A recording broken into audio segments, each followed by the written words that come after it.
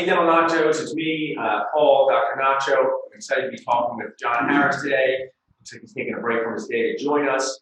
We're going to share some content on mergers, acquisitions, and transitions, something we both do, and also just challenges we see in the dentisting space, day in the life type stuff. If you have questions, adding associates, selling your practice, merging charts into your practice, just questions about what's going on, feel free to drop them in the comments. Farrah's over there, she'll read them to us. So welcome, John, to Dental Nachos here on a Thursday afternoon. Yeah, thank you very much for having me. And what do you got? It looks like you're in your car there. Where are you coming from?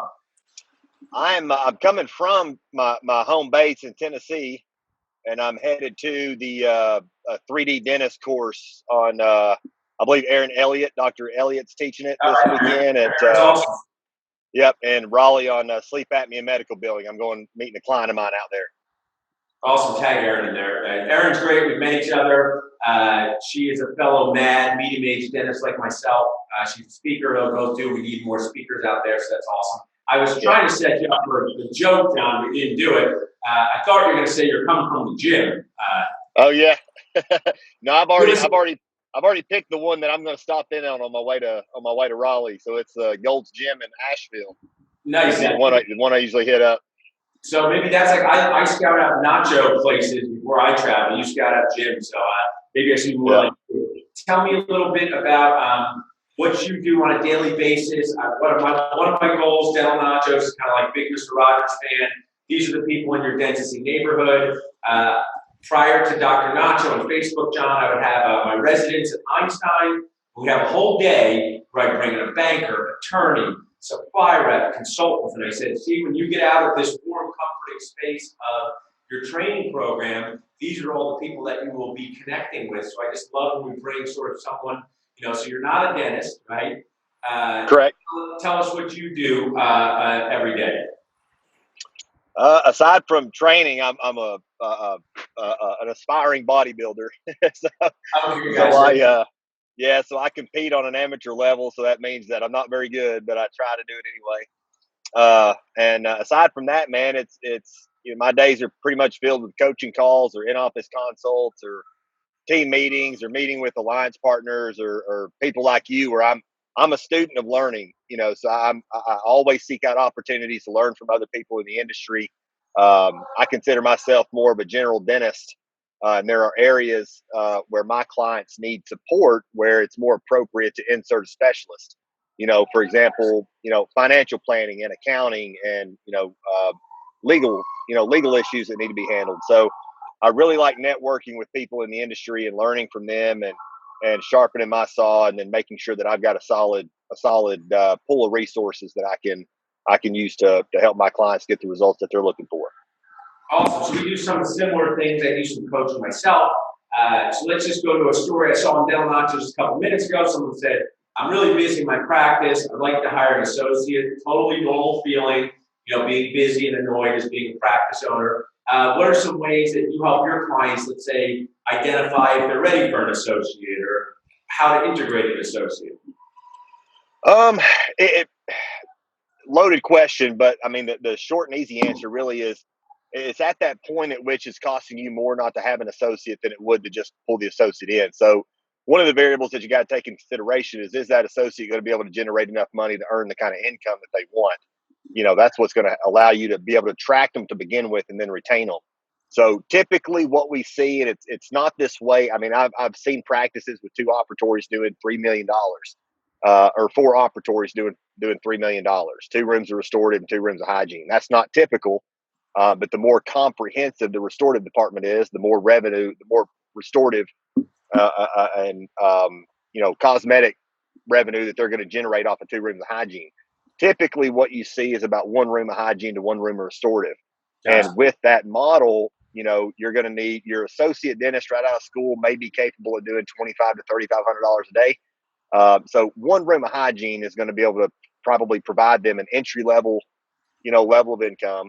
So what we do is, if my client's a 45-year-old dentist and there's opportunity to grow the recare program, that we grow it to the point where he goes from 2 rooms to 3 rooms of hygiene. And then as he gets to that third room to where it's consistently full, now we want to start looking for an associate, because it's not, I don't recommend that, a doctor check more than 3 rooms of hygiene for any extended period of time. Well, checking 3 hygienists at once, I don't know the word for it, totally insane. It's a nutty thing, right? Yeah. No other field does this. No one just is working on their thing and they just tap you on the shoulder and say, "Can you come over here and give me some input?" Yeah. So it's quite nuts. I don't know, as a bodybuilder, John, do you have like a cheat day, a day you can eat anything you want? I do in my off season. Right now I'm in prep. I'm 17 weeks out from my next competition. So I mean, it's pretty much, grilled chicken and broccoli 6 times a day. I have a cheat day. I call it every day, but that's my cheat day. But on a cheat day, some people like to eat pizza. Popular cheat day. So I tell owners, hey, if you want to have an associate, think of your office like 8 slices of pizza. You've been eating it. It's your 8 slices of pizza, and now you're like, I get full, or I want someone else to come in here. They may eat your pizza that you're producing. You have to understand that. If you don't have more slices, you haven't generated a 9th and 10th slice for someone else to eat, an associate to come in and do. You have to be willing to give up your 8 slices. I found, John, in my study of my dentistry people, not willing to give up those 8 slices. So a lot of associates go sideways with good intentions but bad planning. So good intentions does not have any effect on bad planning. So they feel that they want to have someone come in, but they just don't have the revenue stream. I mean, if a young dentist needs to earn $125,000 a year, right? Let's say they're going to make $125,000 to start. There has to be $375,000 worth of pizza production for them to generate that, at least, which is a lot of production. I mean, that's $30,000 extra per month. So if you're a dentist there thinking, I want to bring in an associate, first thing I ask you is, do you think you have an extra $30,000 a month to share with them? So you have to decide, are you going to give up some of your production, or do you want them to generate their own? And one of the challenging things when I graduated from dental school, I'm 41 years old, the loan repayments and the amount of debt was, a fraction of what it is now. Crazy. Sure. It was a third less. And young dentists, they just don't have it's a math problem. They can't necessarily get into a learning environment and make $80,000 a year. Their loans are going to be $40,000 a year. So I find that to be a pretty big challenge in the associate world. Sure. You brought up such a great point, because that's a scary place to be. When your income is completely dependent on you turning a handpiece, that's a tough spot to be, because if anything happens to you, if you go on vacation, I've got a client, 2 separate cases. One client's fixing to go on an 8-week maternity. She's in, a very rural part of the country, can't find an associate dentist. Her practice is going to shut down for 2 months and produce no income. I'm glad you said tag our buddy Dr. Yaz, because I had an awesome speaker from my friend. Hey Ariel. Dr. Oh, hey Aaron, how's it going? I'm sure you're getting geared up for your sleep apnea, big sleep apnea course. I'm sure it's going to be awesome. Dr. Desiree Yazden, practice in California, just came to the Dentist Meet Boost Festival. Amazing social media presence, over 130,000 Instagram followers, cosmetic practice, but does general dentistry. So she's got this restaurant, Dr. Yazden's House of Dentistry and Social Media Followings. I'm just going to call it that. I'm just joking. But she's got maternity leave. And that dentist who's shutting down the office for 8 weeks, what's happening with her team pay? How's her team Bingo. pay? Bingo. That huge problem, So that's the obstacle that she's running.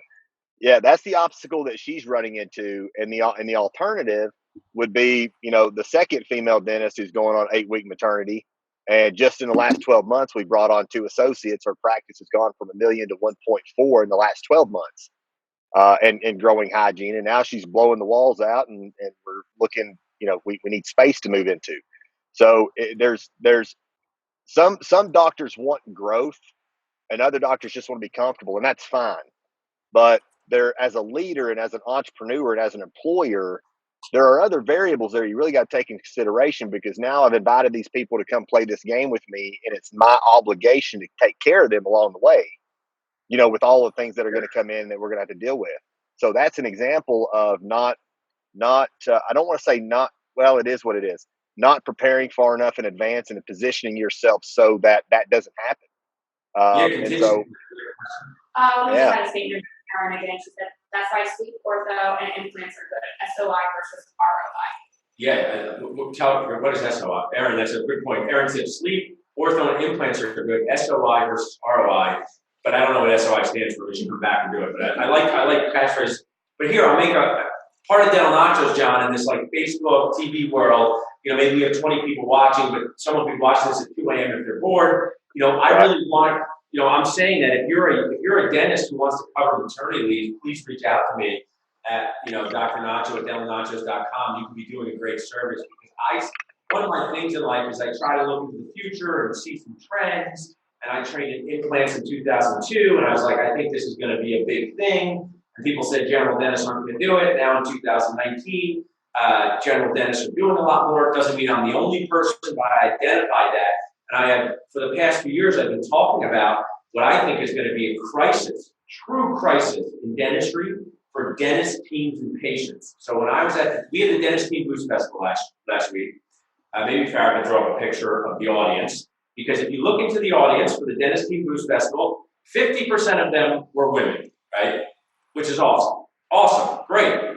50% of dental school has women in it. My dad was a dentist. They might have had maybe 0 women, right? Now, these women who are outstanding dentists get associate positions, they buy a practice, but they need to take maternity leave. And we have to solve a few problems. One, how is the team going to be paid? 2, what is going to happen to the patients? Even if the patients decide to come back, it doesn't mean the patient's going to run and go to another dentist. I say it in the most basic form. I can't handle, you know, if we had a female dentist down the street from us in Pennington, and she had $1 million practice, John. She said, would you cover for me for 3 months and let me send you all my emergencies? I'd be like, no, I won't. You can send me some, but you got to find some other people to help you. Because when some dentists are very kind people to patients, to each other, different story. But to patients, they're very kind. So if people are calling my front desk saying my tooth is broken, my tooth hurts, my brother and I are going to try to cram them into the schedule. I can't take a whole practice of emergency calls. So when I say this, I see this as a crisis in the most basic level of having too many people who need to sit at a restaurant, too many people who need to get into a club, too many people who need to go to Gold's Gym, right? So, I mean, do you have any thoughts, or we're just brainstorming on how to handle this, or if any of our listeners have handled it, let us know.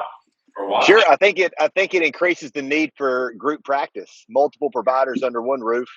That adds a layer of convenience to your patients because you provide more procedures in one place. Obviously, medical billing, care credit, lending club options to make treatment more affordable. So convenience and affordability is top 2 needs of every dental patient. But one of the side effects of that is you provide you have now multiple providers under one roof. So if one provider needs to take off for 8-week maternity leave, the practice is still doing what the practice needs to be doing in the interim, and all the employees are still getting a paycheck. You know, so it's not just. I was saying, I want to pause to point something out that you said. We lost one. Oh, John, you're there. Cool. You said an important thing there. So I have a wonderful sister who has 3 kids. Oh, you guys can listen while John adjusts the camera. I have 2 children, right? So if she just dropped them off at my home, I could handle it. So if my sister dropped her 3 children at our home, we could handle it. It would be stressful. It would be difficult, but we can handle it. But what I can't do, and I hope Dental Nachos is listening, she can't keep her 3 kids in her home and go on vacation, and I have my 2 kids in my home. We got a problem. So what Dennis needs to do, you said, my recommendation is get a large space, put in 12 operatories, band together. It's hard. It's going to be uncomfortable. You got to do something new, Dennis. There's no playbook for this. But if we have all these little homes of dentistry, and we have women going on maternity leave, people getting injured, stuff happening, you can't be a dentist in your home and someone else's home at the same time. So I agree with you. We have a question here. Yeah. We have a question from Amy. So do you think there's a niche for a provider who specifically provides maternity leave coverage in an area? So Amy asked a good question, and people ask, so sometimes people think that I have a bunch of dentists that live in my basement, John, and when they need an associate, they just say, give me one from your basement, you know? So I don't have that. We have a finished basement. They can be down there using or watching TV. Not a weird basement. But what I say is there is a niche for somebody to be a maternity coverage dentist. But what's our biggest problem? Multiple licenses, not easy. Okay, multiple licenses. So if you were in the Philadelphia, New York, New Jersey area, that's possible. But if you need someone, where's your attorney going to leave? South Carolina? No, she's in. One of them is in Georgia. One of them is in Tennessee. So, Amy, great question. But you need to be able to move. Do you want to go to Georgia for 3 months? Do you have a dental license? And here's the other thing, which is what I just think dentists have done so poorly, John, over the years, at their own peril. By being so charismatic with their patients and being so likable with their patients, they've created more than an attachment. They've created an obsession. Their patients have an obsession with Paul Goodman, with Aaron Elliott. It's a bad system. So even if Amy, you were the dentist, and I said, you know what, come to our satellite practice and cover maternity leave. And I said, you're going to do it for 3 months.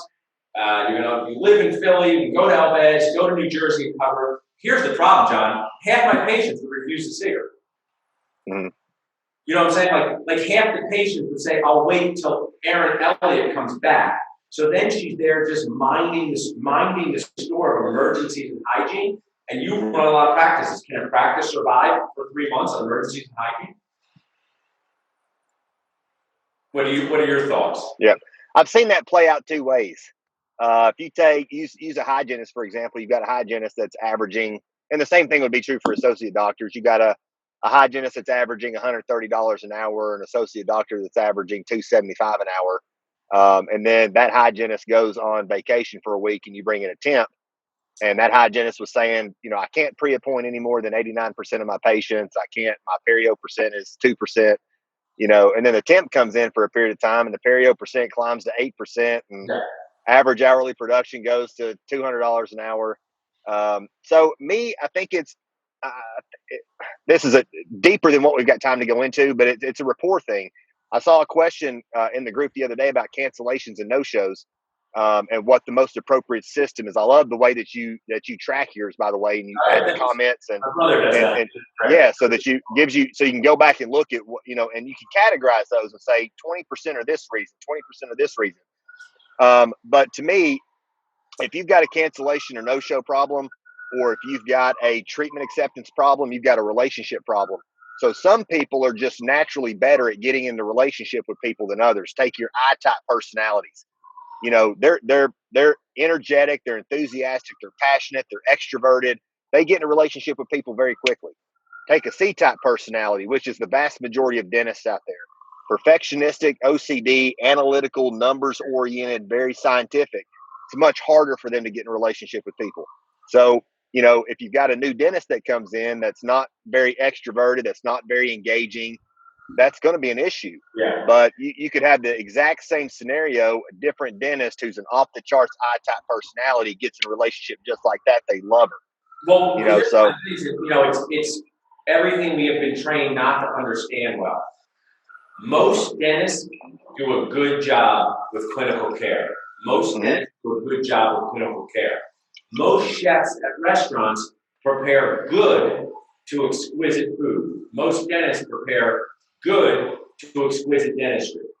Many dentists do not know how to create relationships, manage teams, so the patient judges you on your personality, how you do. Yeah. Other dentists who will never meet you will definitely judge you because they'll say, your billing's not as good as my billing, but it's erroneous from Wedding Crashers, erroneous. It's erroneous for running a business because I'm seeing my patients who, like me, I'm doing the work that I can do to the best of my ability. Exquisite dentist is seeing his patients or her patients. Usually, it just seems to happen this way. The more clinically focused you are, the more challenges you have running a business because you have to accept, in our office, we have a statement or mantra, get to clinical goodish, and you're done. And if you want to get to goodish to greatish, see how that fits into your business model. How many times have you been to a restaurant with a family member, a spouse, and people tell you, this chef-owned restaurant is great, and you're waiting for your food for 28 minutes. By the time it comes out, yes, it might be the best chicken parm you've ever had, but you're annoyed, and next time you choose to go to a place that gets it done quicker. Patients don't understand this at all. Dentists don't understand this. So you have to create systems in your practice to, make the whole thing successful. Your point's so correct. We don't have time to totally go into it today. But for our next one, I want to shift gears for a second, though, because we have another question. Just Amy had answered. What she said. I agree with that. I'm currently doing coverage in a rural area for a doc on maternity leave who ended up leaving the practice. We're seeing patients who want only to see the permanent docs in practice. But the patients who are seeing me are pretty jazzed, and it's a real practice builder and maintainer who needs to be able to see their emergency patients in 2 months. I'll share that with you, John. First, Amy from Dental Nacho. She's doing the work of the Lord G.B. Black. It's very nice of her to do this. G.B. Black was a famous dentist. So she's doing the work of the Lord G.B. Black. She's covering a dentist on maternity leave in a rural area. But what she shared was many patients only want to see a permanent dentist, right? The ones seeing her are jazzed, I like that term, but I feel like from her comment, the dentist on maternity leave, John, she may not be coming back at all because maybe she's now decided to take a longer term. Doesn't mean she's not coming back for eternity, just means I'm taking a year. And now Amy, is very nice to do this, but the practice has a problem that's going to be tough to solve, not unsolvable. So thanks, Amy. I want to switch gears before we end, though, John, and talk a little about something I'm going to share. So I do a lot of buyer coaching for dental practices. Hey, Paul, is this practice good? Does it make sense to buy it? We sit down. You called yourself a general dentist, and what you do, I'm like a general dentist. I look at the x-ray for the practice. I look at the exam, and I say, you know what? Should go to an oral surgeon and be extracted. You don't want it. Go to an endodontist and save it. Needs an implant. I love doing this. Love it. And people send me a lot of private messages, which is no problem, with private information, which I will never reveal who they are or what they do, but I want to share with you that I get a lot of messages that the practice I bought wasn't all it's cracked up to be. The practice I bought said it took 10% Medicaid, but it really took 50% Medicaid. So what are some things you're seeing, or what are some responsible things that people can do to make sure the practice that they're buying is one that's going to be a good one? Well, let me say this first and foremost. I would never, ever, ever recommend that a dentist who is not experienced in that space go out and buy practice without a coach. And I don't care if it's me. I don't care if who it is. Get somebody that's been there, done that can guide you. I just recently got a message from a doc who just closed his doors. I saw the practice that he bought. I saw it after he bought it. So had I known, had I been able to go in on the front end, and I would have been like, definitely do not buy this practice. There were huge red flags. Well, he bought the practice, financed it, etc. And, less than a year later, he closed the doors, went out of business. And that's just one example. I don't know how often that happens. But, see, here's the thing, man. I want to point this out to Dental Nachos because it's a safe community. I do my best to create sharing, but I totally get it. Yeah. People don't want to share problems that happen because we're not that supportive. In general, people aren't supportive, not just dentists. But I'm telling the Dental Nacho community, there's more stories about this than the guy crushing it, Bill, making $1 million a year. There's a lot of other stories. What you said was so important. Get somebody you can rely on to tell you, does this make sense? A person says, does it make sense? So I'll use my own example. We have 2 dental practices, 2 locations, but we really have acquired 4 separate practices. So what that means is I got 4 separate cultures floating around, right? I'm not bragging, by the way. I'm just saying I have 4 separate cultures. This one came from this practice. One dentist we just merged in the charts. Great thing for that. Never talked to the dentist, nice guy. But now I got to figure out all these patients' personality. Another dentist came with it. Another dentist who bought the location, unfortunately was sick.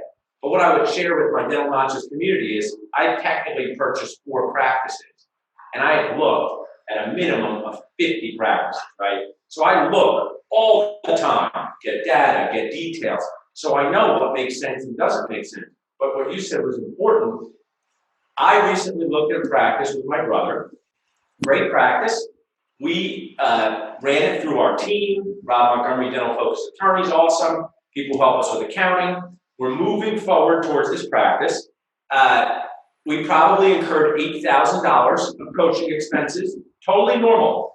I have no problem with that.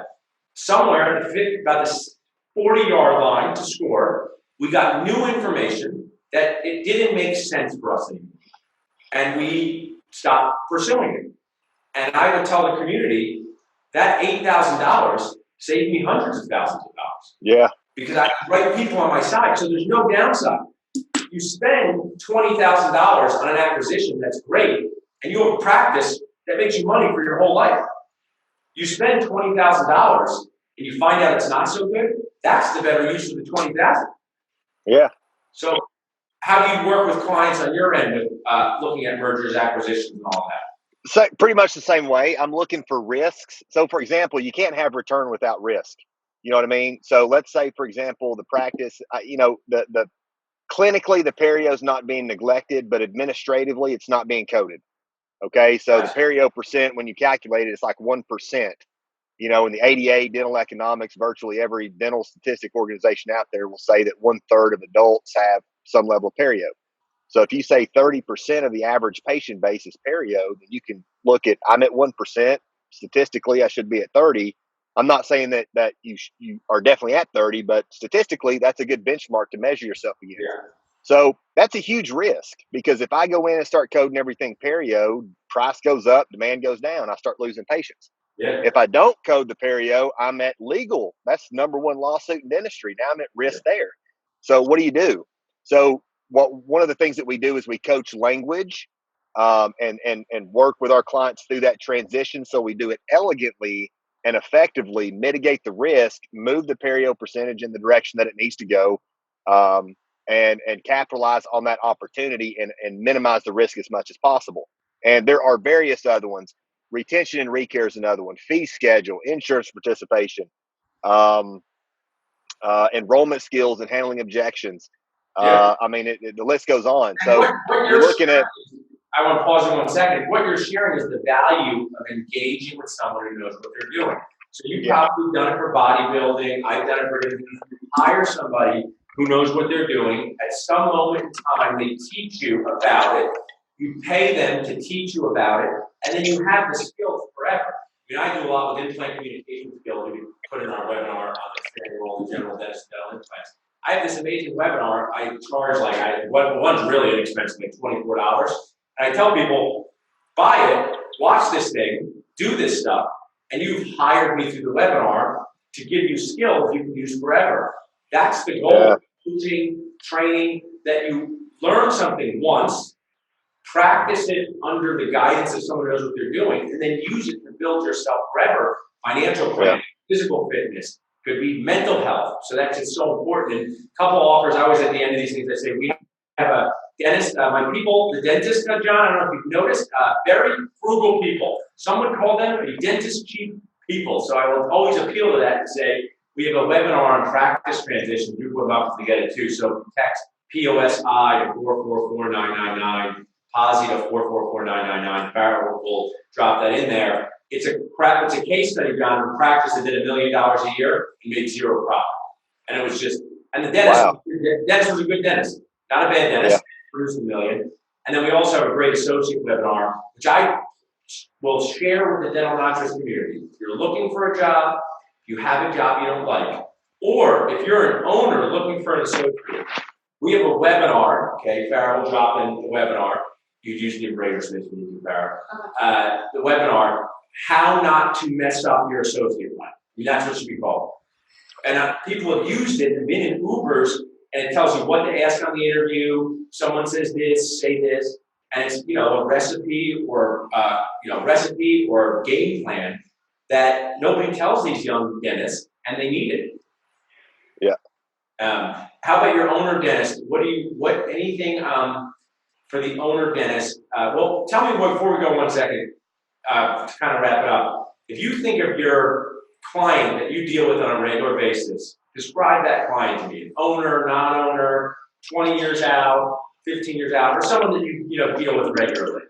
I would say the only thing that they all have in common is they understand that the results that show up in their personal and professional life are a reflection of how they show up. Gotcha. Because I've got associate dentists who are associates in a private practice or corporate that are looking to make their first acquisition.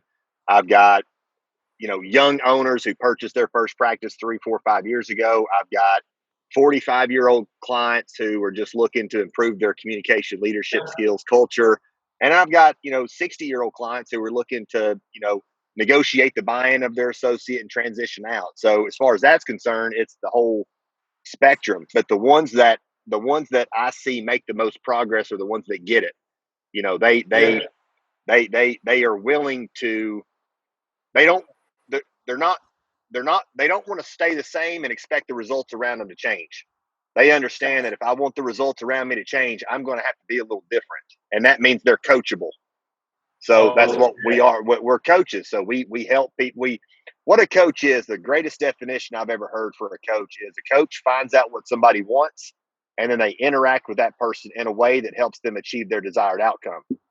You won't always like your coach. They'll get on to you. They'll be hard on you sometimes. They'll always be honest, but you know that they've got your best interest in mind, and they're going to interact with you in a way that has you achieve your desired outcome. That's part of my philosophy of telling nachos with dentists to kindly annoy them. And I have great videos to put at the top place from YouTube where he said, Paul kindly annoys me, and I'm always glad when he does, even though I give him grief when he doesn't. So, that's a coaching thing. I think what you expressed there is a lot like when you go to that gym in a few hours, you see people like you train for an amateur bodybuilding competition. You see somebody who's 50 just trying to become more flexible. You see a young high school student getting into fitness. You see a senior citizen who might want to play with their grandkids more, and that's the whole point. It's like the gym. Yeah. And I know you were gracious enough to come on here just to share, John, but I would like the community to know if people did want to reach out to you, what's the best way for them to reach out? They're welcome to message me on Facebook. They can email me. My email is JON, my first last name, JON Harris, HARRIS @fortune, mgmt.com. Okay. JON Harris, HARRIS @fortunemgmt.com. Yeah, Fortune, abbreviation for management, fortunemanagement.com. They're welcome to text me or call me. And I'm happy to. I don't know if you've been on like a Mexico vacation, but they would like take a picture of you with the Dolphins, charge you like $50. Like, hey, that's us with the Dolphins. You put it on your wall when you get home. Farrah will edit this. Anyone who's watching, if you want a copy of John and I, email Farrah@delnachos.com. It won't be ready yet. She can send that to you for you to watch, and I'll send it to you, John, so you can watch it at all your family functions. So if things are going. If you're bored, just put on Paul Goodman and talking with you, and everyone will just. Perfect. I like it. Awesome. Well, you can stick around for a minute, but Facebook Live and Del Nacho. We'll see you guys later. And have a good rest of the day. Great weekend. Thanks for hanging with us. All right. I appreciate it.